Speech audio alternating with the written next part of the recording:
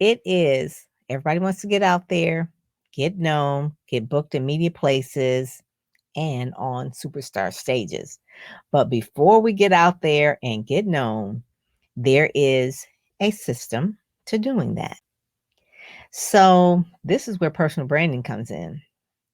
Because before you get out there and get known, I want people to really stop and really think about what it is their mission, what is their calling, what is their passion, and what are they willing to put forward in terms of effort, time, money, and energy to that dream or that goal. And so, for those who have been working on a job and working in corporate America, they didn't really have to worry about personal branding. They didn't even have to worry about their mission.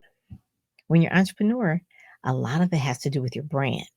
You hear people talk about the know, like, and trust factor, and you hear people talk about how you need to really build a brand and you need to shine online, and you do.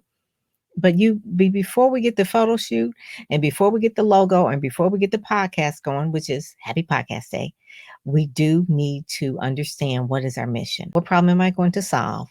You have to become a specialist at something.